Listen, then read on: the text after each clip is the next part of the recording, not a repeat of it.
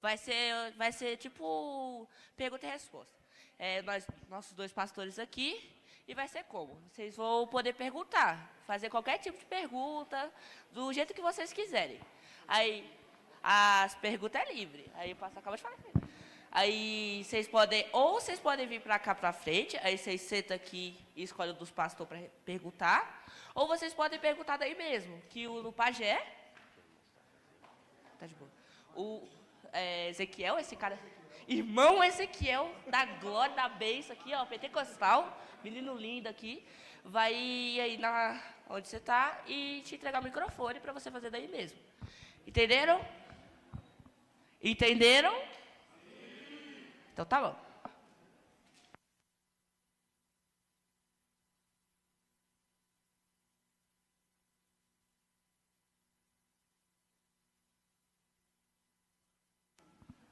Oi, oi, oi, oi, oi. Oi, gente, olha aqui, um monte de cadeira vazia aqui na frente. Vamos sentando aqui para frente também. Não precisa ter medo, não. Ó, viu, Duda? Não precisa ficar em pé aí atrás, não. Pode sentar aqui na frente, tá bom? Vamos sentar aqui mais na frente. Eu vou responder primeiro de quem estiver na frente. Brincadeira, gente. Olha só, não precisam ter vergonha, tá? Eu vou falar com o pastor Éder, igual a gente fez lá no Retiro dos Meninos, né? Eu sei que às vezes você vai ficar com vergonha, então você pode falar assim, meu primo, meu amigo, queria saber. Cadê o Maico? O Maico está aqui? O Maico não veio. Ei, Maico, então vou ter que escolher outro. Faz o seguinte, sabe o Ezequiel? O Ezequiel hoje é o nosso bode expiatório, tá bom? Então, na hora que você tiver uma pergunta que você ficar com vergonha, fala assim, o Ezequiel quer saber, aí você faz a pergunta. Eu queria estar perguntando se o senhor... Eu? Mesmo. Eu queria estar perguntando se senta o aqui, senhor sabe... Vamos usar a decoração dos meninos, senta aqui, vai. Eles têm que colocar essa mesa por algum motivo. Rafael, parabéns pro seu primeiro, tá bom? Muito bom. Eu queria estar perguntando se o senhor sabe o porquê da nossa existência. O porquê da nossa existência? Essa é uma pergunta bem profunda.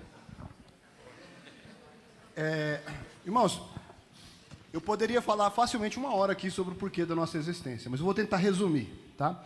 Eu gosto muito de um livro que se chama Uma Vida com Propósitos. E aí ele vai falar, por exemplo, dos 5 propósitos principais pelo qual nós fomos formados, certo? E os 5 propósitos principais pelo qual nós fomos formados o primeiro é comunhão. Nós fomos formados o primeiro é adoração. Nós fomos formados para adorar a Deus. Toda a criação foi feita para adorar a Deus. Então os passarinhos adoram a Deus de um jeito, as estrelas de outro, o mar, enfim, a natureza adora a Deus e nós, seres humanos, também fomos criados para adorar a Deus. Um dos principais motivos que nós fomos criados foi para adorar a Deus. Um outro motivo importante que nós fomos criados foi para ter comunhão com Deus e com o próximo. Né? Então, a ter uma família, Deus, eu gosto da frase que ele diz o seguinte, Deus ama tanto a família que criou uma família para ele, que a família dele é a igreja, é o corpo de Cristo, somos nós. Então, Deus nos criou para adorar, Deus nos criou para ter comunhão, Deus nos criou também para servir. Né? Então, quem é o nosso exemplo de servo? Jesus Cristo. Então, ele vem justamente para revelar a vontade de Deus, que é servir. Ok? Deus nos criou também, vamos lá, servir, falta missão. Deus nos criou também para levar o evangelho. O serviço é para aqueles que estão perto. Agora, a missão é para quem está longe. Então, Deus também nos criou para evangelização, para levar a palavra de Deus. E, por último, Deus nos criou para o discipulado.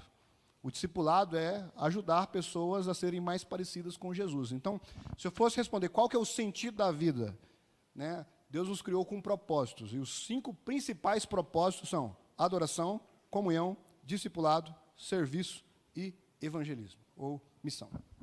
Fechou?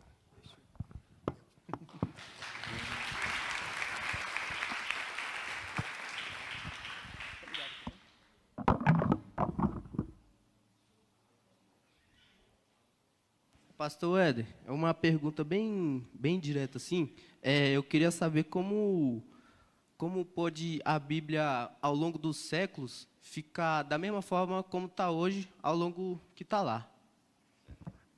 Como...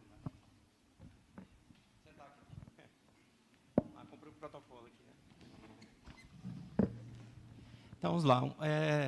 Um dos pontos, né, cruciais sobre a questão da Bíblia é justamente porque a Bíblia ela é um livro totalmente confiável, justamente pelo fato de ser um livro que foi preservado, né, os seus textos originais foram preservados ao longo dos anos. É um livro que ele foi traduzido, né, é o que foi mais traduzido, né, em todos os tempos. Teria alguma forma de inverter alguma coisa? De inverter os textos? Isso. Não, os tradutores manteram fiéis, né? Os textos, se a gente pegar hoje o que a gente tem, as traduções que a gente tem, e for comparar com os originais, né? Com os textos originais, os manuscritos mais confiáveis, a gente vai ver que eles se mantêm fiéis. Por mais que a gente entende que existem expressões idiomáticas diferentes, a tradução, né? O tipo de linguagem é diferente. Como, por exemplo, se você pegar uma língua, tradução linguagem de hoje, você pegar uma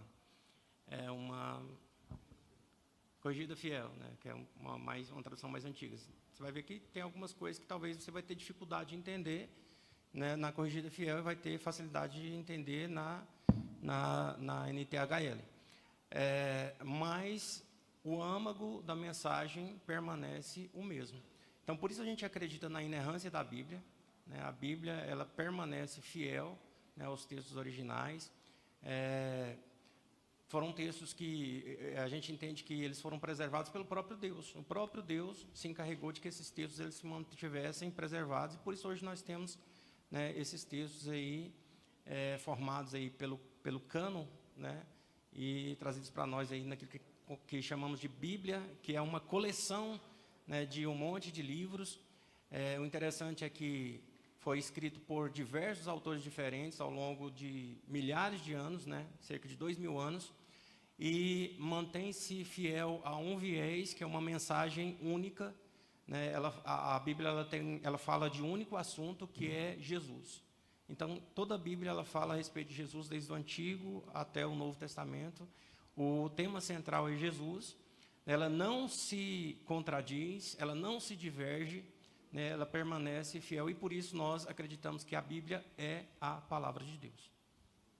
E tipo assim, qual é a melhor maneira de eu conseguir ler a Bíblia? Tá, a primeira coisa que a gente precisa entender é que, para entender a cabeça de alguém, a gente precisa conhecer ele, né? A gente tem um conhecimento, por exemplo, para mim entender você, eu preciso conhecer um pouco de você. Para a gente entender a Bíblia, a gente precisa entender que o autor dela não é um ser humano. O ser humano ele foi usado pelo Senhor, né, por aquilo que foi revelado. Ele recebeu a revelação do Senhor e ele foi inspirado a escrever. Quem que é o escritor, o autor da Bíblia? É o Espírito Santo, é o próprio Deus. Então, se eu quero ler a Bíblia e ter um discernimento daquilo que está escrito, a primeira coisa que eu preciso é tentar me relacionar com o Espírito Santo. Receber a iluminação dele para me compreender o que é que o texto está dizendo. Um grande erro que a gente comete é ler a Bíblia como se fosse um livro qualquer. Mas primeiro, o que a gente faz? A gente ora. A gente ora e pede para o Espírito Santo, que revelou aos seus profetas e que inspirou a escrever, para que ele nos dê a iluminação para compreender e ter o discernimento daquilo que está escrito. O grande problema, às vezes, com relação à leitura da Bíblia, não é onde você começa a ler, não é se você começa do Antigo, do Novo Testamento, é como você lê. Ler como se fosse um livro qualquer. Mas a gente precisa entender que é o próprio Deus falando.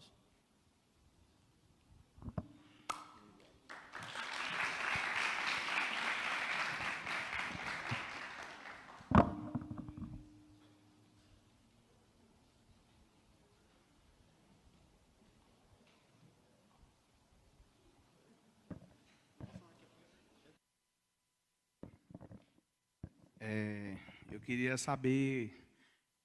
Pode ler?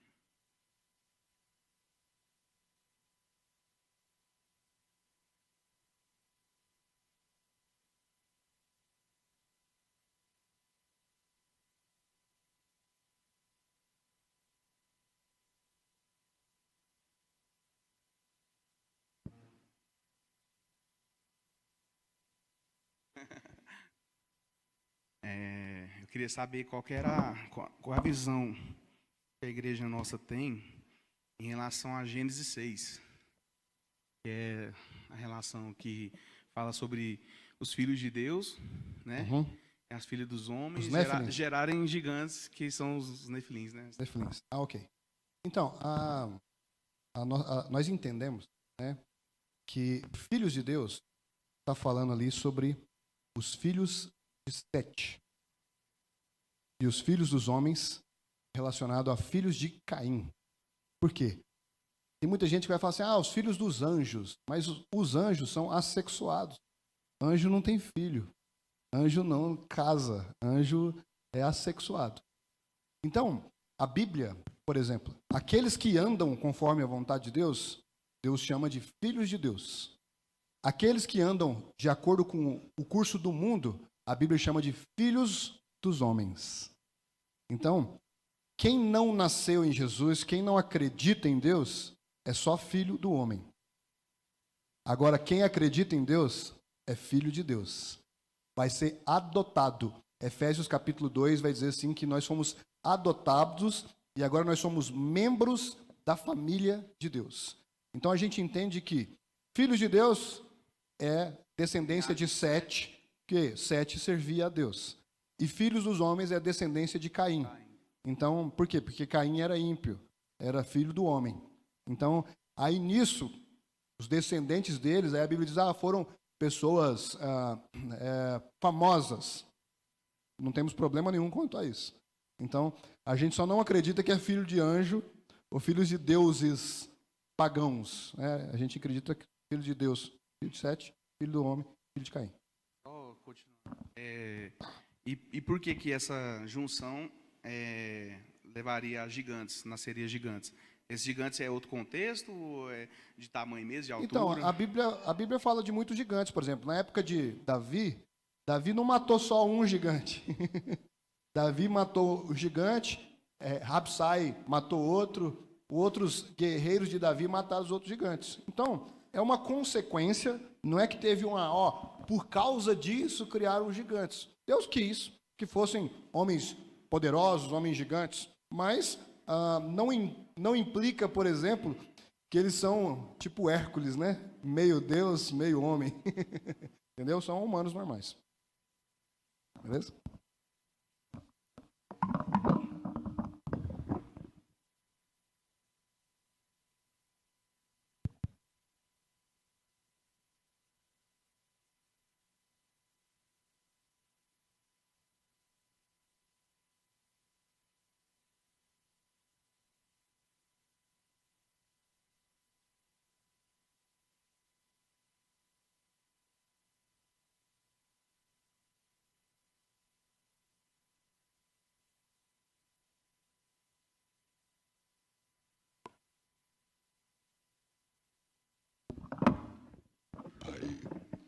Eu tava pensando, podia ter qualquer coisa, traz mais uma cadeira, eu e o Éder fica sentado aqui.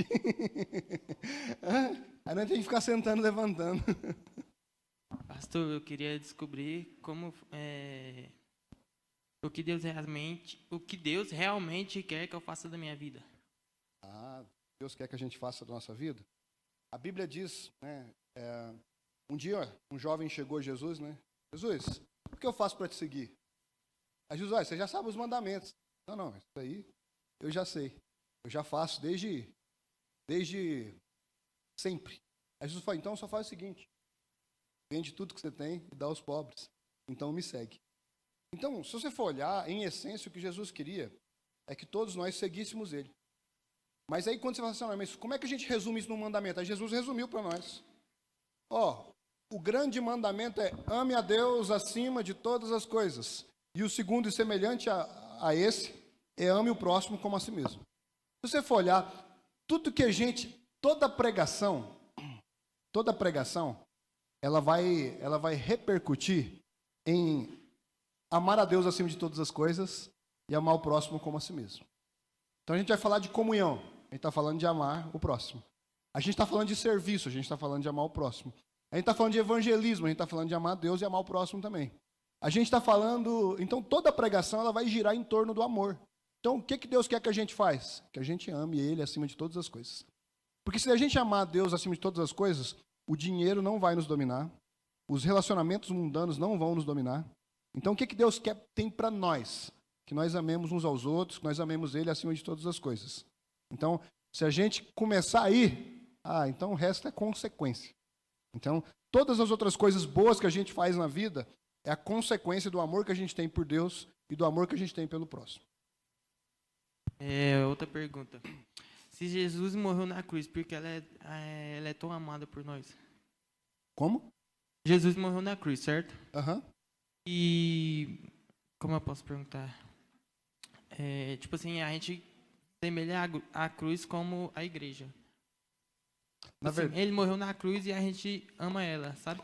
na verdade, a cruz é um símbolo do amor de Jesus. Né? Então, por exemplo, a gente não pode olhar para a cruz além disso. Né? Então, a cruz não tem, a cruz por si só não tem significado nenhum, mas ela serve para a gente lembrar de algo. Sabe, por exemplo, quando a gente ama alguém e essa pessoa tem uma marca, talvez um perfume, talvez uma forma de se expressar, ou talvez algo que ela goste. Né? Por exemplo, na minha casa eu tenho um copinho que era da minha avó. Então, toda vez que eu olho para aquele copinho, eu lembro da minha avó. Então, a única coisa interessante na cruz é que ela nos faz lembrar de Jesus. Então, a cruz por si só não muda nada. O que muda foi o que foi feito na cruz. Então, nós como cristãos, nós não adoramos a cruz. Nós olhamos para a cruz e nos lembramos do amor de Jesus. Então, por isso, ela tem a sua importância. Mas ela só tem importância por causa de Jesus. Você já viu a história do jumentinho que levou Jesus para Jerusalém? Vou contar. Jumentinho, um dia, ele levou... Você deve conhecer a história de Jesus entrando em Jerusalém, todo mundo, Hosana, estendendo roupa, ramos de flor, todo aquele alvoroço todo. Diz que o jumentinho chegou em casa e falou, mãe do céu, você não sabe a festa que foi. Todo mundo estendendo a roupa para mim, todo mundo celebrando a minha entrada em Jerusalém. A mãe, é mesmo, meu filho? E achou aquilo. Aí, então, amanhã você volta de novo na cidade. No outro dia, o jumentinho voltou na cidade sem Jesus. E aí, ninguém fez festa. Ninguém celebrou. Ninguém deu a bola para o jumentinho. Ele voltou para casa e falou, mãe, não sei o que aconteceu hoje, ninguém olhou para mim. A mãe falou assim, meu filho, sem Jesus, você é só um jumento. O que você tem de importante é quem você carrega, Jesus. Então, o Eberson sem Jesus não é nada. É uma pessoa comum. É um miserável, é um pecador. Mas o Eberson com Jesus é um filho de Deus. É alguém que vai morar no céu. É alguém que vai viver a vida eterna. Percebe a diferença? É assim que a gente tem que olhar para a cruz. Beleza? Obrigado. Ô, pastor, um questionamento aqui da minha amiga é que ela queria saber qual é a diferença das trindades. O que elas são? Diferente do quê? As trindades. A Trindade? Beleza. Olha só, a Trindade, ela... Inclusive, eu já vou fazer um merchan aqui, ó. Você vai aprender melhor sobre a Trindade fazendo curso de Teologia Básica na nossa igreja, toda terça-feira, 8 horas. Mas vamos lá. Como é que eu poderia diferenciar a Trindade? Se a gente for olhar, Deus Pai, Deus Filho e Deus Espírito Santo, os três são Deus. Os três são um e um é três. Mas eu gosto de olhar a parte prática. Vamos pensar na parte prática. Imagina que você está orando. Como é que a gente vai ver a Trindade na oração? Vamos lá? Vamos pensar? O Espírito Santo, ele vai estar do seu lado, soprando no seu ouvido o que você tem que orar. Então você vai orar.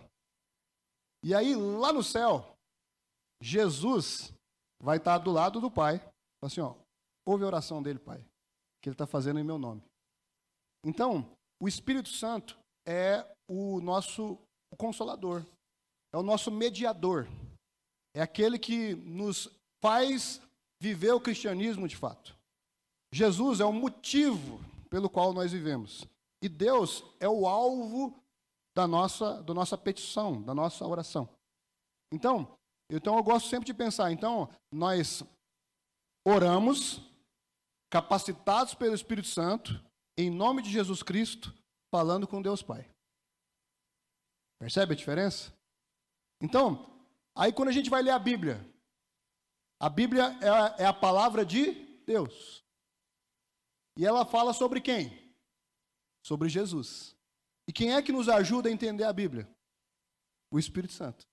Então, se você for olhar, a Trindade está em tudo que a gente faz. Ah, se eu faço bem, quem me capacita? É o Espírito Santo. Eu faço o nome de quem? Jesus. Para glorificar quem? Ao Deus Pai. Então, tudo que a gente faz, a Trindade está inserida. E quanto mais a gente vai conhecendo a Deus, mais isso vai ficando claro. Então, às vezes, a gente não sabe nem como orar, né? Às vezes a gente quer orar assim, né? Senhor Jesus. Mas a gente não ora para Jesus, a gente ora para Deus.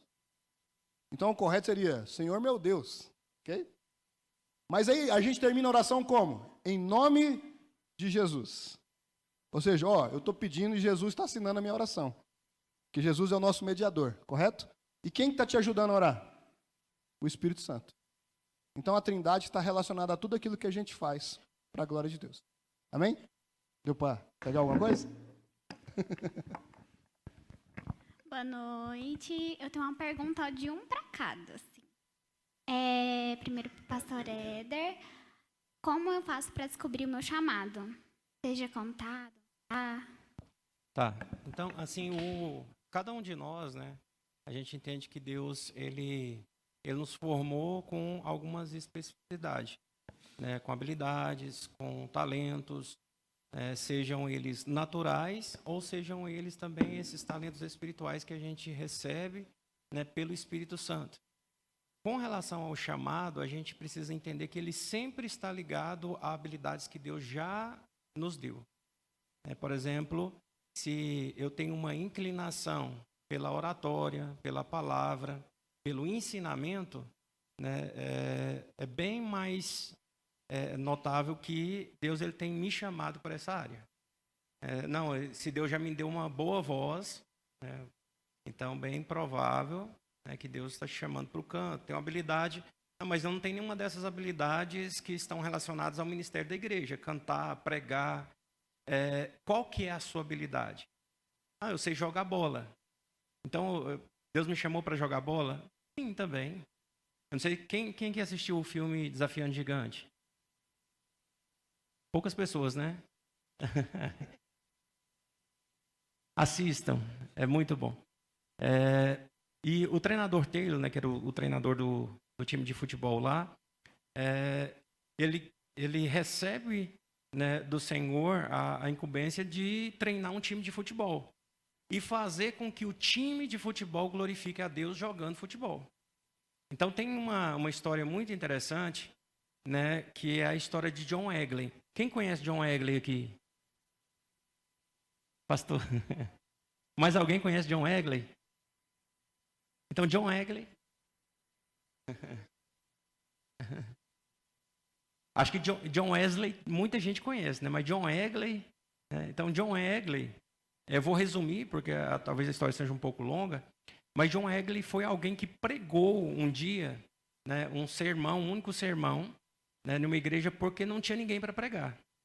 E tinha um convidado aquele dia, naquela noite, um visitante chegou e alguém precisava pregar. E ele pregou a palavra de Deus. E aquele convidado naquela noite, ele se converteu. Agora deixa eu perguntar aqui, quem conhece Charles Haddon Spurgeon? Príncipe dos pregadores. Príncipe dos pregadores. O Spurgeon quase todo mundo conhece, né? O Spurgeon estava ali naquela noite. Ele ouviu a palavra de John Wesley. John Wesley talvez não foi chamado para nenhum outro ministério exuberante, mas ele foi chamado para pregar para Spurgeon. E Spurgeon ganhou milhões de pessoas. Então, às vezes, o nosso chamado talvez seja ser mãe, ser dona de casa. Por exemplo, a mãe de John Wesley, ela foi chamada para ser a mãe do John Wesley. Então, nosso chamado está relacionado para fazer alguma coisa para Deus que glorifique o nome de Deus. A mãe de Jesus, né? Foi só a mãe de Jesus. Né? a segunda pergunta é meio polêmica, até porque nós estamos rodeados de adolescentes. Por que a polêmica tem que sobrar para mim? Tá bom, mas... Qual a opinião do senhor sobre namoro na adolescência? Estão pedindo para apanhar. Eu já falei assim, não faz essa não. Vamos lá. Para que serve o namoro? Para casar. Preparar para casar. Ok. Um adolescente vai ter condições de casar com quantos anos? Com 18. 18. Ok. Mas você está falando 18 porque ele é maior de idade? Por responsabilidade. Por responsabilidade. Por quê? Irmão, casar não é assim, ó, vou casar, ok. Não. Quem casa quer casa. Quem casa tem que entender que ele vai ter uma casa para cuidar, né? Então, eu lembro que eu tinha uma crise. Falei assim, cara, eu não vou tirar a menina da casa dela para passar fome. Então, eu tinha que ter um emprego que desse pelo menos o que ela tem em casa. Pelo menos. Aí, quantos adolescentes têm isso? 5%. Então, por que que eu... Aí, qual que é a questão? Aí a gente começa a namorar muito cedo. E namoro é intimidade. Quanto mais tempo de namoro, mais intimidade. E a ideia do namoro é que seja um namoro santo, um namoro que glorifique a Deus. E olha só, um namoro longo, você corre mais riscos. Ok? Atravessar um riacho a nado, ok, é perigoso, mas é mais fácil que atravessar um mar. E um namoro longo é você querer atravessar um mar sem você afogar. Então, por que que eu acho que... Então, quando a gente fala de cristão, então a gente namora para casar.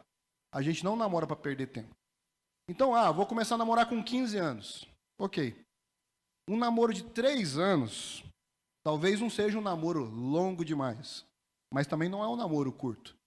Mas será que depois de 3 anos ele já está pronto financeiramente, espiritualmente, intelectualmente para casar? Por exemplo, eu só fui ganhar o suficiente para casar quando eu tinha 21 anos de idade. Antes dos 21, mal dava conta de abastecer meu carro e levar minha namorada para lanchar. Aí o cidadão ganha R$300 do caiado. Eu estou esperando o melhor cenário. E está querendo casar.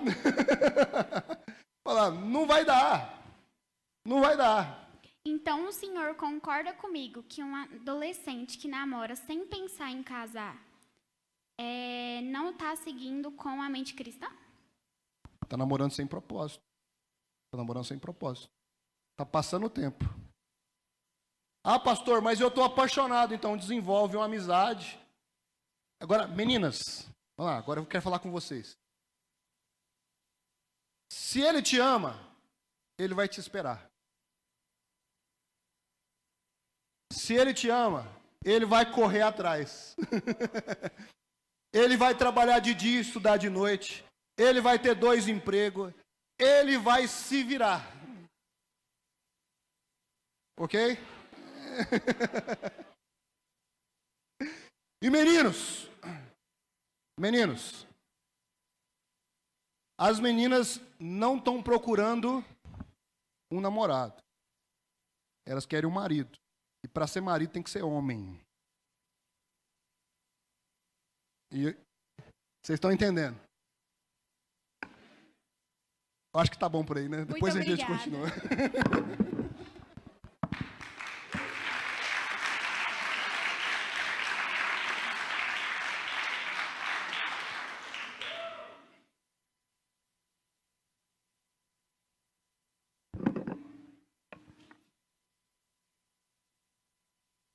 O que Deus espera da gente quando Ele voltar? Legal. Eu falei sobre isso domingo de manhã, depois se alguém quiser olhar lá na live. Então, eu tenho que ficar vendendo peixe, gente. Se eu não vender, quem vai vender? Então, o que Deus espera de nós? Imagina o seguinte. Quem aqui tem irmãos? Ok. Vamos lá. Sua mãe sai de casa. Vai trabalhar, vai estudar. Na hora que ela voltar, como ela quer te ver? Ela quer ver a casa arrumada ou bagunçada? Ela quer ver você em paz com seu irmão ou brigando? Ela quer você obediente ou desobediente? Deus é um bom pai. Então Jesus foi embora, foi para o céu. Mas quando ele voltar, ele quer ver o quê? Ele quer ver a gente em paz, ele quer ver a gente obedecendo, ele quer ver a gente cuidando dos nossos irmãos, e ele quer ver a gente fazendo o mínimo para agradá-lo. Então Deus não quer ser surpreendido com o nosso pecado, por mais que Deus não se surpreenda. Mas Deus quer encontrar a gente o quê? Da melhor maneira possível. Deus quer que a gente procure ser santo, que a gente procure ser obediente. Ah, mas nós somos falhos. Mas Deus conhece o nosso coração. Deus sabe quando a gente está lutando para ser santo, lutando para ser obediente, e quando a gente está de sem vergonhice, né? Deus sabe. Então é isso. E por que Deus não perdoou Satanás se ele perdoa a gente todos os dias? Aí a gente vai entrar numa área bem profunda da teologia, que é sobre a origem do mal. Em primeiro lugar, Satanás não se arrependeu. Em nenhum momento, nenhum lugar da Bíblia você vai ver Satanás, me perdoa, estou arrependido. Né? Satanás não se arrependeu. E Jesus só nos perdoa se nós nos arrependermos. 1 João capítulo 1, versículo 9 diz, se confessarmos os nossos pecados, ele é fiel e justo para nos perdoar e nos purificar. Ou seja, não pense você que Jesus vai te perdoar só porque você pediu perdão da boca para fora. O perdão é só para quem se arrepende. Satanás nunca se arrependeu. Por isso que ele não vai ser perdoado. Está na Bíblia, né? Sim. Como a gente pode ter certeza que o que está na Bíblia é o que Deus escreveu? A gente entende, a gente olha para a Bíblia, né?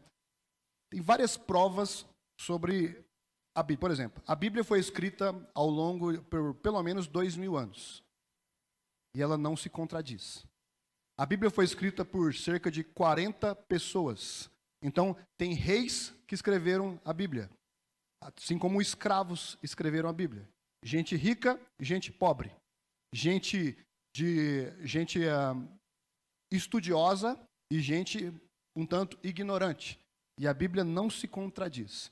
Então, assim como nós cremos em Jesus pela fé, nós cremos também pela fé que a Bíblia é a palavra de Deus para nós e que a Bíblia é inerrante. Além disso, a Bíblia é suficiente para nos levar à salvação.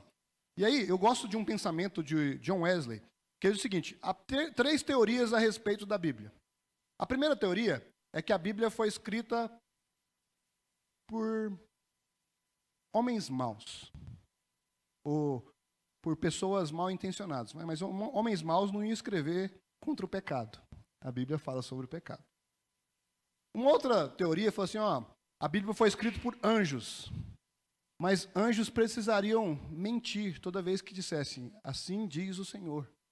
Ou toda vez que ela dissesse algo, algum relato que envolvesse a palavra de Deus dita verbalmente. Então, nós entendemos que a Bíblia ela foi escrita por homens, inspirada pelo Espírito Santo. E quando nós lemos a Bíblia, eu não sei você, às vezes a gente fica um pouquinho confuso.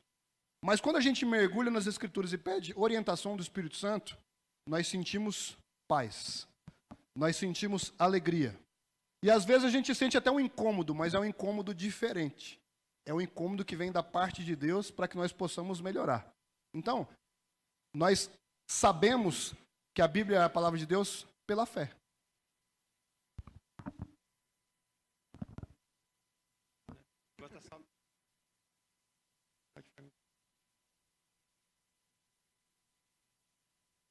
Se Deus voltasse hoje e eu não conseguisse me arrepender, o que aconteceria? No caso, você fala de ainda não ter se arrependido ou... Formula melhor, eu ainda não entendi. Se eu acreditasse em Deus, seguisse tudo que ele faz, ter pedido sim. perdão, mas não... Então, não, você já arrependeu. Então, agora ficou Mas mais e se claro. eu não tivesse me arrependido de verdade? Então, se você acredita em Deus, né? Porque a salvação ela não está condicionada ao que eu faço, mas em quem eu creio. Porque a gente entende que a salvação ela vem pela graça, mediante a fé em Cristo Jesus, e as obras que eu pratico, elas são resultado de tudo isso. Então, primeiro, Deus me salva gratuitamente, sem que eu faça nada. Não é necessário eu fazer nada para ser salvo. Então, o que eu preciso fazer para ser salvo? Nada. Jesus já fez tudo que era necessário para que você fosse salva. Então, como que eu alcanço essa salvação? Quando eu creio que Ele é o Filho de Deus, né? Creio nas suas Escrituras, eu creio na Palavra de Deus, eu creio no Evangelho de Cristo Jesus. Né? Mateus capítulo de número 16, Jesus ele faz uma pergunta. A pergunta é o que as pessoas dizem que eu sou? E aí os discípulos dizem, olha, dizem ser um profeta. Mas ele pergunta mais particular, e vocês? Quem que vocês dizem que eu sou? Aí Pedro diz, você é Cristo, o Filho de Deus vivo.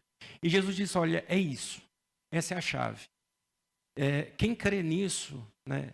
Quem crê que Ele é o Filho de Deus, esse vai ser salvo. Ah, mas então é só crer, eu creio em Jesus, então todo mundo aqui crê, todo mundo crê e vai ser salvo? Sim. Porque se de fato eu creio que Ele é o Filho de Deus, se eu acesso essa graça mediante a fé, as minhas obras consequentemente vão ser transformadas. Então eu faço agora não para merecer a salvação. Eu faço porque eu fui salvo e eu sou constrangido pelo amor de Deus a ter um comportamento diferente. Então eu me comporto diferente à medida que o Espírito Santo ele vai moldando a minha vida, transformando a minha mente, e isso vai mudando o meu caráter e o meu comportamento. A igreja, por muito tempo, às vezes, tentou, né, transformar a mente pela mudança do comportamento. Desenvolver um comportamento para que a mente fosse transformada. Isso não dá certo. A transformação ela não acontece de fora para dentro. Então não adianta eu falar, você tem que vestir assim, você tem que andar assim, você tem que fazer isso. Não. Quando a mente é transformada, automaticamente pela renovação do entendimento, o comportamento é transformado. E aí, nisso, eu sou salvo. Então, uma pessoa que é um bandista ou satanista, ela pode ser salva e um cristão ficar? Pode, se ela verdadeiramente ela crê. Né? Há uma controvérsia, porque se ele é cristão, ele crê e ele anda, né, no caminho de Cristo. Então, ele vai ser salvo. Se ele é verdadeiramente cristão, ele vai ser salvo também. Tá? Mas se o bandista, né, o que mais? Qual outro você falou? Satanista. Um satanista. Né, se ele é satanista, ele não vai ser salvo. Mas se ele se converter, ele pode ser salvo. Nem se ele se arrepender de última hora, no último dia? Se ele se arrepender, sim. Se ele se arrepender, já não é mais satanista. Ele já é cristão. Mas na hora que Deus voltar? Se o arrependimento for genuíno, sim. Porque a gente vê um caso em exceção na Bíblia, né, que é o do ladrão da cruz. Que na última hora, e a gente não pode fazer disso uma regra, porque é uma exceção. A gente não vê outro caso na Bíblia a não ser esse, e ele é narrado só por um dos evangelistas, né, que é só Lucas. Mateus não conta dessa conversão, nem Marcos, ninguém conta dessa conversão. Um conta dessa conversão na cruz. No último momento, né, ele se apresenta a Jesus como aquele que crê em quem Jesus é. E no momento em que ele mostra para Jesus que ele crê, Jesus diz para ele o quê? Hoje ainda você vai estar comigo no paraíso. Ou seja, Jesus não está perguntando o que você fez para trás. O que você fez até aqui para poder ser salvo. Jesus está dizendo, não, você creu, então você vai entrar comigo. Então, se há um arrependimento genuíno, independente do momento, né, a gente vai ser salvo. Independente do que ele fez para trás, ele arrependeu, independente da hora, do momento da vida dele. Se ele é um trabalhador da primeira hora ou da última hora, o salário é o mesmo.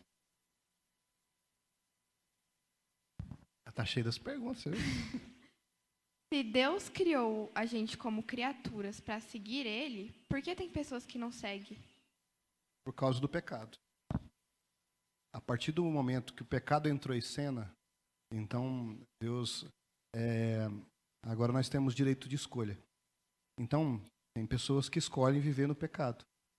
Então, esse é o drama, né, da fé. Então, mas Deus é amor. Deus é amor, mas Ele nos permite escolher. Você quer mesmo andar comigo? Então você vai ser salvo.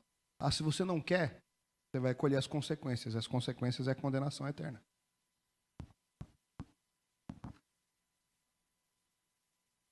Então, a pessoa, ela não quer seguir a Deus. Ela veio em vão? Eu não diria que ela veio em vão, mas que ela entregou a sua vida para a perdição. Entendeu? Então, Deus, a Bíblia diz o seguinte: Deus deseja que todos sejam salvos. Deus amou o mundo de tal maneira, de uma maneira inexplicável, que enviou seu Filho para morrer na cruz, para que todo aquele que nele crê. Deus deseja que todos sejam salvos. Mas aqueles que não aceitarem Ele, aqueles que não crerem nele, não é que não é que Deus criou eles em vão, mas que eles resolveram entregar a vida para a perdição, para a condenação. Então, se eles entregaram sua vida para a perdição, eles já não seguem a Deus, mesmo se eles acreditarem em Deus? Então, a questão há uma diferença entre acreditar e entregar a vida a Jesus. Tem um jargão antigo que diz o seguinte: que crente até o diabo acredita em Deus. A questão é que o diabo não se submete a Deus. Então, a Bíblia diz: aquele que crê e for batizado, por que significa ser batizado? Aquele que entregar a vida a Jesus, aquele que se submeter a Jesus, aquele que entender, eu preciso de um Salvador, esse vai ser salvo. Aquele que só acredita em Deus, mas não quer se submeter a Ele, esse não será salvo. Então, se eu não for batizada, eu não sou cristã. Então, o batismo é uma confissão pública de fé. Vamos lá. A pessoa, hoje em dia, quando um casal se ama, o que eles fazem? Eles se casam.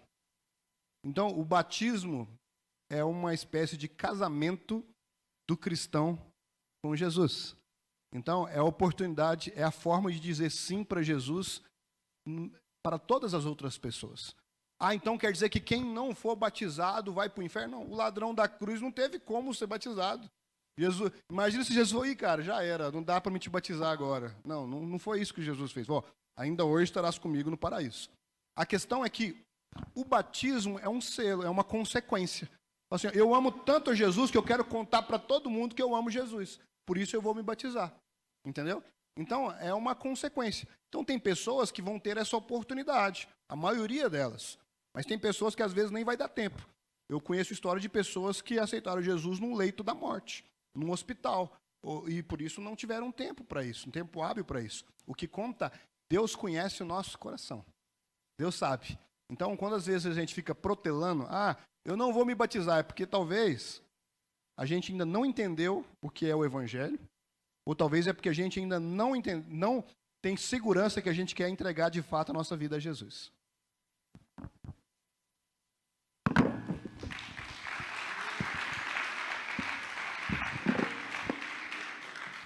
Oi, pastores. Me pediram para fazer uma pergunta, eu não sei que... A pergunta é: por que as pessoas que estão fora da igreja dizem que vão para o céu mesmo sem estar na igreja, e se isso é verdade? Então, a questão é que existem inúmeras religiões, né? E a gente precisa entender que nenhuma religião, de fato, vai levar alguém para o céu. Então, não é o fato de alguém seguir uma religião que ela vai para o céu porque ela segue uma religião. A gente entende que existe uma única verdade. E essa verdade ela é apresentada na palavra de Deus. Hoje a gente vive um problema sério, que é o problema do relativismo. Que existe, dizem que há uma verdade minha e uma verdade do outro. Não, só existe uma verdade. Qual é a verdade? É a verdade da igreja A, da religião B, da religião C, não. É a verdade de Deus.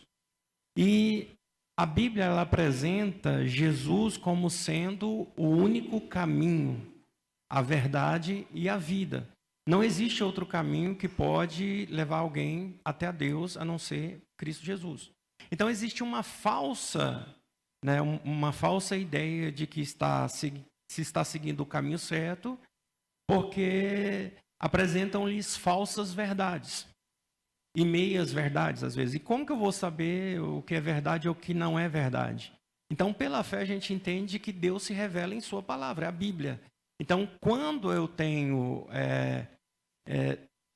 tudo que eu faço é de acordo com a palavra de Deus, então eu sei que aquilo é verdade. Se existe algo que está contra a palavra de Deus, por mais que seja uma nova revelação, uma profecia, alguma coisa, está em confronto com a palavra de Deus, não é verdade. Então, não, mas eu sou bonzinho, eu dou esmola, se você não se entregou ainda para Jesus, se você não crê em Cristo Jesus, não tem outro caminho. A salvação é por meio de Cristo Jesus. Não sei se ajuda, mas também em relação à pergunta. Jesus fala, né, que aquele que me ama obedece meus mandamentos, né? Exatamente. Também faz sentido, não adianta dizer que a gente ama Deus, só dizer que ama e não querer obedecer, né, aquilo que ele propõe. Exatamente. Talvez eu até não tenha expressado bem essa questão. É só crer. Sim, mas o crer me leva a obedecer. O crer leva a realizar obras. Então, se de fato eu crer que Jesus é o meu Senhor, o meu Salvador, então eu passo a viver diferente. Se não houve resultado, se eu continuo desobedecendo, isso revela que eu ainda, de fato, eu ainda não entreguei a minha vida para Jesus. Ele ainda não é meu Senhor, de fato. Muito obrigada, pastor.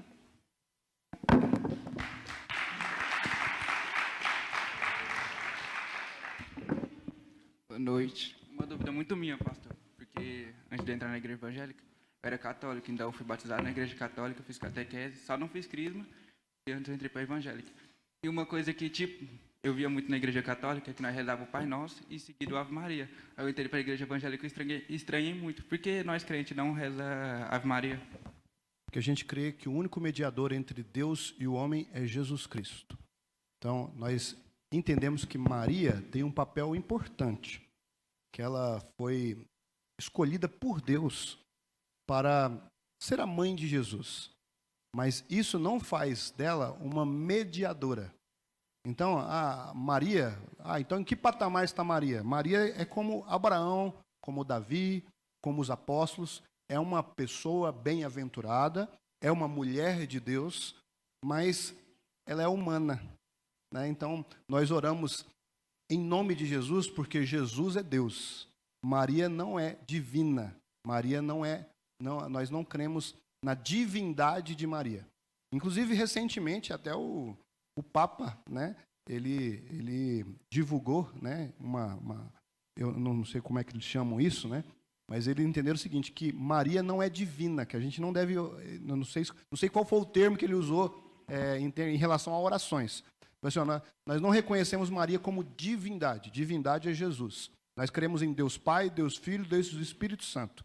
Então, a gente não tem nenhum outro mediador. O único mediador é Jesus Cristo. E o Consolador, quem nos ajuda a orar, é o Espírito Santo. Então, nós, veja bem, nós não desprezamos. Nós temos uma visão diferente. Obrigado, era só isso.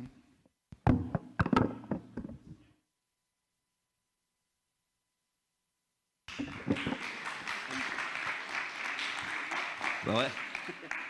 Pastor, o Marcão não está aqui, não chegou ainda, né? Mas é Luiz. O Luiz está querendo saber. Estou brincando na brincadeira. Pastor, o que o senhor acha de quando os adolescentes sentem algo diferente e toda vez eles vão na frente para aceitar Jesus? Peraí, não entendi. Sim. Por repetidas vezes, né, eles vão. Às vezes é porque ainda não entendeu. Porque o aceitar Jesus, né, o entregar a vida para Jesus, a gente faz uma única vez, a gente se entrega uma única vez. e às vezes confunde o tipo de apelo, né? Às vezes movido pela emoção, né? Às vezes movido até pelo espírito mesmo, mas não compreende o tipo de apelo, né? E às vezes o apelo está sendo para aceitar Jesus, ele já aceitou Jesus e ele vai mais uma vez ali. Eu já vi adolescentes que já foram umas 5, 6 vezes. Ah, tá.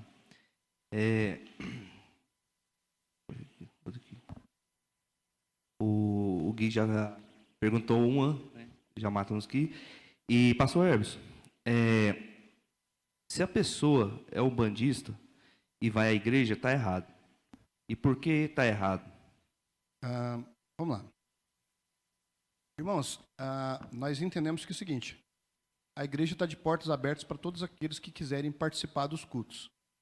Mas a gente tem que entender que o culto aqui é para Deus, é para Jesus, é movido pelo Espírito Santo.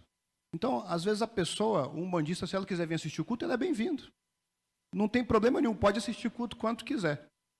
Agora, a pessoa precisa ter ideia, né, que fatalmente as pregações vão falar de coisas que vão contra aquilo que é praticado, por exemplo, no espaço Umbanda.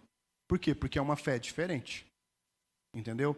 E aí a Bíblia diz o seguinte, não dá para servir a 2 senhores. Então, quando a pessoa buscar entender o que é ser um bandista, o que é ser cristão, ela vai entender que são coisas contraditórias, que são doutrinas diferentes. E aí, se ela estiver frequentando os 2 ambientes, em algum momento ela vai ter que tomar uma decisão de definir qual é a fé dela. Entendeu? Então, se para isso ela precisar de conversar com a gente, nós estamos sempre à disposição, eu, pastor Éder, os outros pastores aqui da igreja, estamos aqui justamente para tirar dúvidas.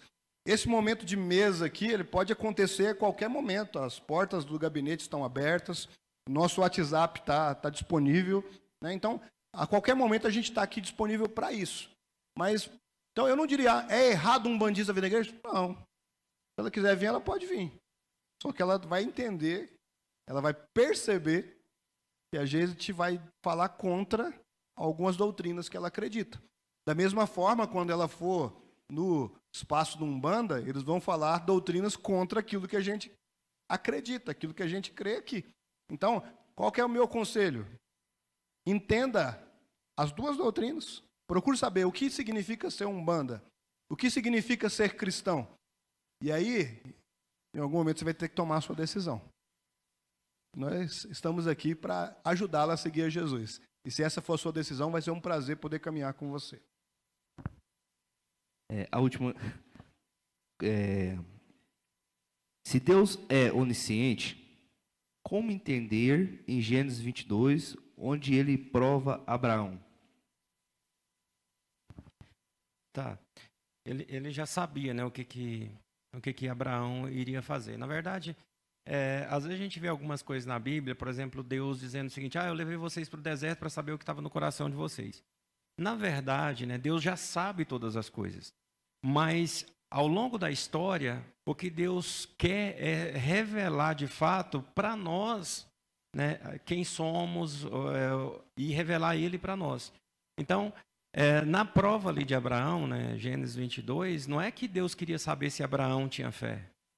Deus ali estava mostrando algo para Abraão, se revelando para Abraão e trazendo ali algo profético, um ato profético naquilo que Abraão estava fazendo, né, que era mostrando que ele era provedor do cordeiro, né, que a gente não precisa se preocupar em ter que entregar algo que o próprio Deus iria prover algo para ser entregue, né, que era Cristo Jesus. É até interessante, né? Muitas vezes a gente fala assim, na verdade, quando Deus tirou o povo do Egito, né? Deus tirou o povo do Egito e por muito tempo o povo ficou no deserto. Por quê? Porque Deus precisava tirar o Egito do povo também, né? Então, muitas vezes, muitas coisas que acontecem na nossa vida, é isso que o pastor Éder acabou de falar. Né? Deus não está querendo que a gente prove nada para Ele, mas é Ele que está querendo nos ensinar algo por meio da aprovação. Amém.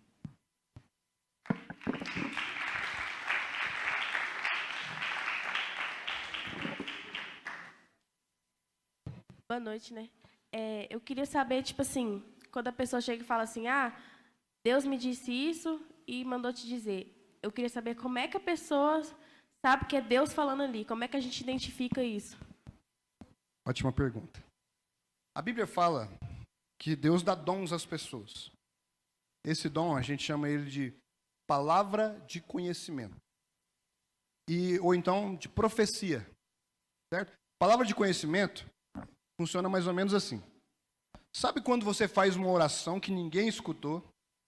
Aí vem o profeta e fala assim, você orou isso, isso, isso, isso. Isso é palavra de conhecimento. Aí geralmente depois da palavra de conhecimento vem o quê? Uma profecia. E Deus manda te dizer isso. Então, é uma boa direção para a gente entender. Peraí, se Deus usou na palavra de conhecimento, Deus pode perfeitamente ter usado em profecia. Concorda comigo? Mas a Bíblia vai dizer o seguinte, que a profecia ela tem propósitos. Ela serve para exortar, consolar e edificar. Então, muitas vezes, a profecia é para chamar a nossa atenção. Olha só, já aconteceu, viu? Às vezes, Deus mostra as coisas para a gente. Às vezes é um sonho, às vezes é uma visão. E aí, Deus quer que a gente chame a atenção de alguém. Emily, Deus me mostrou isso aqui, isso aqui, isso aqui, isso aqui. Ok. Às vezes, Deus mostra algumas coisas para consolo. Deus me mostrou que você anda muito triste, mas Ele pediu para dizer para você ficar em paz. E às vezes Deus mostra algo para nos edificar. Assim, Deus me mostrou que você está passando por uma situação assim, assim, mas Ele mandou te dizer que lá na frente vai acontecer isso, isso e isso. Ok. No meio desse turbilhão de todo, como é que a gente pode saber se é de Deus ou se não é? Primeira coisa, está de acordo com a Bíblia? Por quê? Porque o profeta que fala algo que vai contra o que a Bíblia diz, ele não é profeta. Ele é um fanfarrão. Então, por exemplo, se o profeta te induz a desobedecer a sua mãe, ele não é um profeta. Se um profeta te induz a pecar, ele não é um profeta. Então, não está de acordo com a Bíblia, então não é de Deus. Outra coisa, nós entendemos que muitas vezes, nós que temos o Espírito Santo, nós sentimos uma testificação interior. O que é isso? Deus usa alguém para falar e o nosso coração testifica, você sente bem, fala assim, isso aí foi de Deus. Ou então você sente aquele incômodo, não é aquele incômodo de culpa, mas é aquele incômodo produzido pelo Espírito Santo. Sabe quando o pai da gente briga com a gente e fala assim, realmente, eu estou errado. Então, muitas vezes a gente sente esse incômodo que ele vem da parte do Espírito Santo. Isso é uma testificação. Mas a maior forma de saber se é de Deus é esperar cumprir.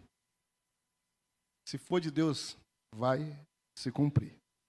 Isso é a verdade. Aí eu queria falar agora sobre, assim, propósito, né? Cada um daqui é escolhido, né? The chosen, os escolhidos, né? Cada um daqui é escolhido por Deus, cada um tem um propósito. Eu tenho um propósito de louvor. Teve uma profecia desde o ventre da minha mãe que eu ia louvar e ia salvar muitas pessoas, assim, né? Podemos dizer resumidamente. Aí eu queria saber por que a gente, que é escolhida, a gente passa por tanta dificuldade, assim, é tribulação o tempo todo, de em um minuto, ainda mais a gente jovem, que a gente é a tentação de fumar, de beber, de prostituição, de tudo, sabe? Parece que é no máximo mais pra gente, assim, que é escolhido. Todos eu nós, vejo, né? Todos nós que somos filhos de Deus, nós vamos passar por provações. Isso é fato.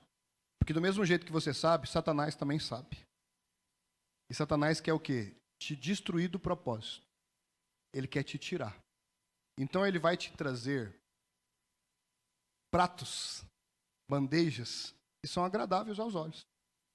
Que são agradáveis aos ouvidos, que são coisas que que mexem com a gente.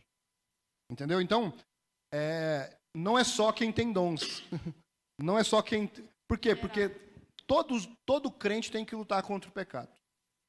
Todo crente luta contra o pecado. O apóstolo Paulo vai dizer lá em Romanos 7, né? O mal que eu não quero fazer, esse eu faço. E o bem que eu não quero fazer, esse eu não faço. Ele está falando o quê? De uma luta contra o pecado. Todos nós lutamos contra o pecado todo dia.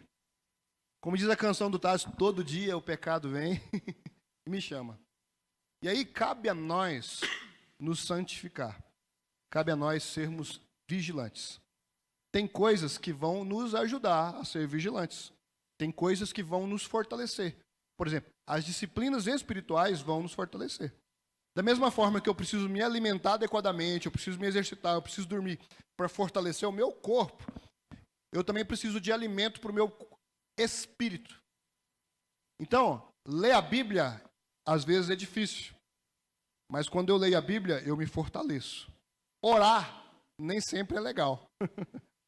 Mas quando eu oro, eu alimento o meu espírito. Jejuar, ficar com fome é muito ruim. Mas é algo que alimenta o meu espírito. Então, quanto mais eu me esforço nas disciplinas espirituais, mais forte eu fico para lutar contra o pecado, para lutar contra as armadilhas do inimigo. Então, nós precisamos entender que enquanto nós estamos aqui na terra, nós não estamos aqui a passeio. Nós estamos aqui para guerrear.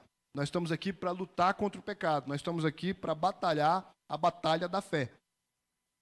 E não vai ser fácil. Mas a Bíblia diz que em Jesus nós somos mais que vencedores. A Bíblia diz também o seguinte, e eu estarei com vocês todos os dias até a consumação dos séculos. O que acontece, quando nós formos lutar com as nossas próprias forças, nós não vamos vencer. Mas se nós lutarmos com as forças de Deus, nós lutarmos na dependência de Deus, aí sim nós podemos ser bem-sucedidos. Eu tenho outra pergunta muito polêmica, que é para vocês, inclusive, pastores. O que mais existe hoje em dia são falsos profetas nas igrejas, né? Isso é de fato.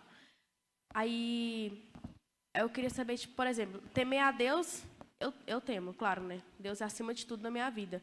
Só que como que eu vou dar um exemplo?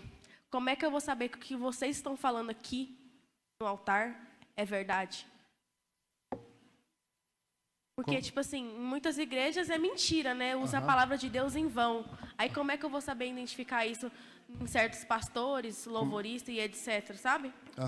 Eu tenho muito isso. Deixa eu te falar. Se entrar 5 mulheres ali, idênticas à sua mãe, você vai conseguir identificar sua mãe, não vai? Vou. Por quê? Ela é única. Porque você conhece ela. Eu conheço ela, claro. Então, como é que eu identifico o que é a palavra de Deus e o que não é? Conhecendo a palavra. Então, o que eu pregar aqui, você tem que olhar na Bíblia e ver, opa, o pastor falou que está na Bíblia. Não, isso aí eu vejo. Então, você tem que conhecer a Bíblia a ponto de entender, pô, peraí, isso aqui está diferente. Então, quanto mais eu conheço a verdade, mais vacinado contra a mentira eu estou. Então, porque tem certas pessoas que estudam tanto assim, sabe? E mesmo assim é mentira aquilo ali. Exatamente, tudo. mas aí Jesus diz, vocês erram por quê? Porque vocês não conhecem as Escrituras nem o poder de Deus. Porque quem conhece as Escrituras, né, ela não vai ser enganada. Por quê? Porque o Espírito Santo não vai deixar ela ser enganada. O problema é o seguinte, eu não conheço as Escrituras, então eu estou refém do que vão me contar. Eu estou refém da história. Agora, quando eu conheço a verdade, então, eu não vou ser facilmente enganado. Então, o caminho é conhecer a verdade, conhecer a palavra de Deus. E então, o que for dito vai ser um reforço e não um alimento básico. Quer complementar? É isso mesmo.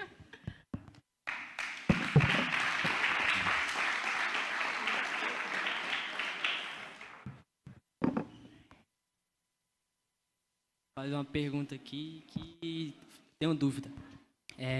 Que se a pessoa pecar, ela consegue ser perdoada só através de oração? Então, a palavra do Senhor diz que todos os nossos pecados eles foram perdoados por Cristo Jesus. A gente às vezes a gente fica pensando assim, qual o pecado que Jesus perdoou? É só o que eu cometi para trás antes de aceitar Jesus? Não, Jesus perdoou todos os pecados. Mas aí ao longo da história, eu aceitei Jesus e aí eu cometi um erro. Como eu vou ser perdoado? Com um arrependimento genuíno. Eu verdadeiramente me arrependi daquilo que eu fiz. Eu não quero fazer isso novamente. Eu vou lutar para não fazer isso novamente. Porque para o crente que aceitou Jesus, o pecado ele não pode ser uma rotina. Ele tem que ser um acidente. E a gente tem que tomar cuidado. Quem dirige um carro na avenida tentando causar um acidente? Ninguém. A gente faz de tudo para que não ocorra um acidente. A Bíblia ela traz diversos nomes, né, para pecado. Né, um deles é a hamartia. Né, o grego hamartia quer dizer errar o alvo. Esse pecado todos nós cometemos, que é você tentar acertar e errar. E por causa desse pecado, Jesus morreu, por causa da nossa tentativa de acertar e errar. Outro pecado é paraptoma. Paraptoma é insistir em jogar no mesmo lugar, insistir em errar o alvo. Então, se eu estou rebelando contra Deus, insistindo em fazer a mesma coisa, não há arrependimento. Outro pecado que a Bíblia fala é a apistemia, a apostasia, é quando eu abandono completamente o alvo. E isso é progressivo. Quando eu caio no pecado de iniquidade, eu continuo fazendo a mesma coisa todo dia. Eu vi pornografia, e aí isso me causou culpa, eu me arrependi, mas aí eu continuei, e aí isso se tornou uma rotina. Todo dia eu quero fazer isso, eu crio situação para que isso aconteça. Eu só citei um exemplo, pode ser qualquer tipo de pecado. Eu crio situação para que isso aconteça. Então, eu acostumo a pecar. Então, eu caio no pecado de iniquidade. Daqui a pouco eu não quero mais o alvo, eu abandono completamente o alvo. Então, como eu sou perdoado? Arrependimento genuíno. Se eu arrependi verdadeiramente, Jesus me perdoa de todo o pecado. E de todo o pecado mesmo.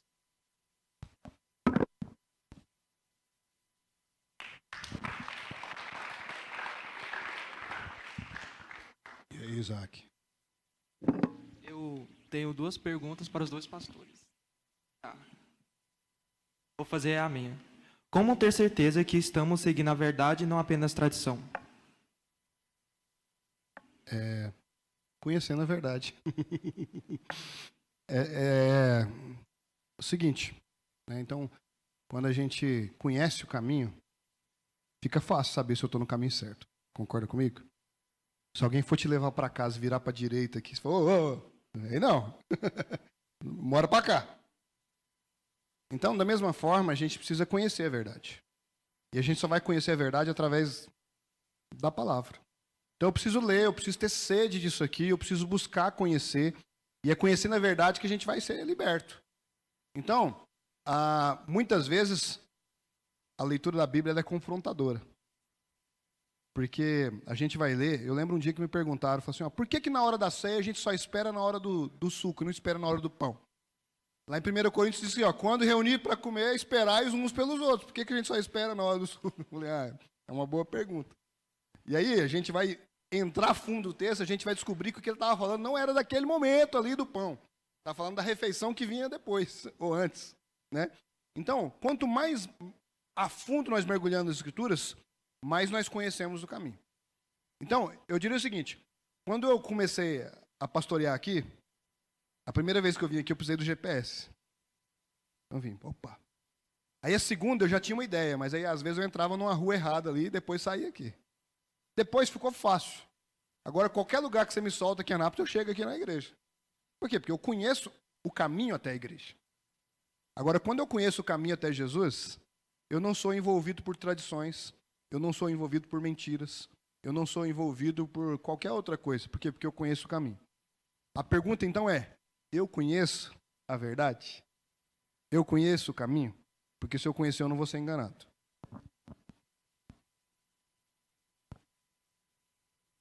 Essa pergunta aqui foi uma pessoinha que fez. Só Deus... Foi o Luiz? Ô Luiz. Só Deus é onipresente e está conosco todos os dias. Mas todos nós somos tentados todos os dias. Então o diabo seria onipresente também? Rapaz. O diabo é espírito, né?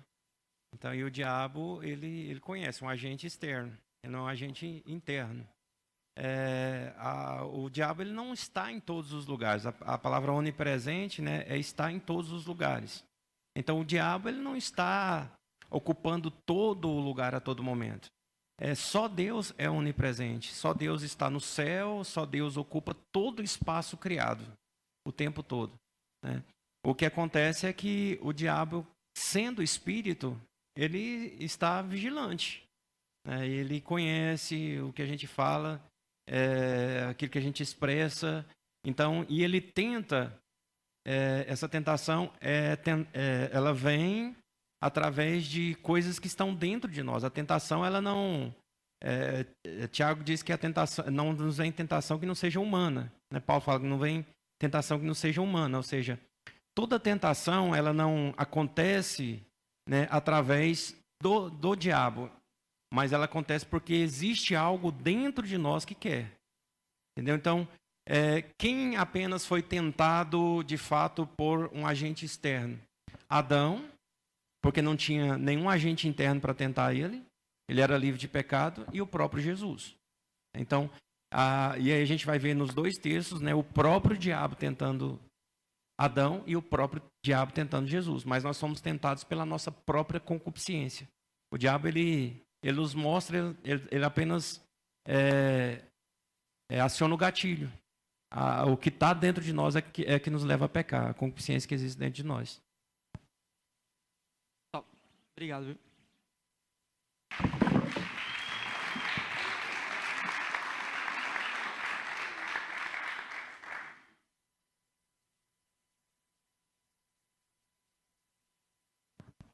Amém. Pessoal, deixa eu ficar em pé aqui. Quero agradecer ao pastor Éder, viu? Obrigado aí pela parceria, tá? Obrigado por ficar com as perguntas mais difíceis, tá? Obrigado, Miguel, tá? Pela coordenação aí com os meninos. Obrigado, Ezequiel. Obrigado, Moisés. Obrigado aos meninos do suporte. Presta atenção no que eu vou falar agora. Eu gosto muito desse ambiente aqui, sabe por quê? Eu acredito o seguinte, que servir a Deus não é uma coisa de gente ignorante. Então, eu sou daqueles que entendem o seguinte, que a fé deve ser algo inteligente. John Stott escreveu um livro seguinte, crer é também pensar. Meu amigo Davi Lago tem um livro que chama Fé Inteligente. Então, eu acho que a gente tem que buscar conhecer todos os dias. A gente tem que buscar ler, a gente tem que buscar estudar. Então, o que eu quero incentivar vocês? Todas as semanas, nós temos pelo menos 2 oportunidades aqui, exclusivas aos adolescentes. Nós temos a terça-feira, que é um estudo bíblico para os adolescentes. No domingo, a gente tem a escola dominical para os adolescentes. E não é só para os adolescentes, tem para os adultos também, né? Que tem alguns adultos aqui. E essas reuniões são oportunidades, por exemplo, para você fazer perguntas como essas que vocês fizeram hoje. Os professores que a gente coloca nessas salas é justamente pessoas habilitadas a ajudar vocês a crescer na fé. Além disso, eu quero dizer para vocês o seguinte, que vocês têm voz. Qualquer dia que você escutar uma pregação do pastor aqui, você não entendeu, você tem liberdade de chamar depois do pastor. Eu não entendi aquela parte que o senhor falou. Você tem liberdade de mandar um WhatsApp e falar, pastor, me explica melhor aquele negócio. Por quê? Porque nós estamos aqui para ajudar vocês. Nós estamos aqui para servir vocês. Nós estamos aqui para ajudar no crescimento espiritual de cada um de vocês. Então, não fiquem acanhados. Tá? Assim como a gente foi solícito, educado aqui, a gente não vai brigar com vocês por causa de nenhuma pergunta. Nenhuma pergunta é idiota. Toda pergunta tem um motivo, toda pergunta tem um propósito. Então nós queremos ajudar vocês a crescer, e nós queremos ajudar vocês a esclarecer todas as dúvidas de vocês. Algumas talvez a gente não consiga responder como vocês gostariam, mas ainda assim nós nos esforçaremos para tal coisa. Então, nesse momento, eu queria aproveitar, eu queria orar com vocês, mas uma oração muito específica. Então, eu queria que você fechasse seus olhos agora e colocasse a mão sobre a sua cabeça. Eu quero orar agora pela sua mente. Sabe por quê? Porque a maioria dos ataques de Satanás é justamente na mente. É dando dúvida, é dando desconfiança. Então, eu quero agora, nesse momento, ministrar sobre a sua vida, a clareza. Então, feche seus olhos, põe a mão na sua cabeça, eu quero orar agora com você. Senhor, nós queremos entregar esse momento a Ti agora, Senhor, Te louvando, porque o Senhor tem nos dado entendimento. A Tua palavra diz que é conhecendo a palavra que nós seremos libertos. É conhecendo a palavra que nós seremos transformados, renovados, santificados. E agora, Senhor, eu quero interceder agora, ó Senhor, pelos pensamentos, pela mente de cada um dos irmãos que aqui se fazem presente, pela vida daqueles que nos acompanham agora pela internet. Ó Senhor, eu quero te pedir, sim, Senhor, que o Senhor venha iluminar a mente de cada um. Nesse momento, Senhor, nós repreendemos toda dúvida plantada por Satanás. Nesse momento, nós repreendemos toda investida do maligno. Nesse momento, Senhor, nós repreendemos toda desconfiança. E te pedimos, sim, Senhor, que a Tua palavra venha penetrar na mente dos Teus filhos e também no coração de cada um deles. Que essa palavra venha renovar a mente, transformar a vida e santificar os Teus filhos a cada dia. Que nós possamos ser parecidos com o Senhor à medida que nós conhecemos a Tua palavra, à medida que nós estudamos, à medida que nós somos ministrados por ela. Então, sim, Senhor, blinda a mente dos Seus filhos. Agora, Senhor, eu repreendo todo espírito, sim, Senhor, de inferioridade. Eu repreendo toda desconfiança, toda seta maligna lançada sobre a mente dos Teus filhos. Eu repreendo agora toda dúvida, Senhor. Ó, Senhor, eu repreendo agora, Senhor, a ansiedade. Eu repreendo agora o espírito de confusão ou qualquer coisa semelhante que o inimigo tem semeado na vida dos Teus filhos, Senhor. Ó, Senhor, e eu oro agora em nome de Jesus, crendo que essa noite é uma noite de encontro, é uma noite de renovo, é uma noite de transformação. E que eles tenham forças para continuar aprendendo de Ti e sendo transformado pelo Senhor. Assim eu oro.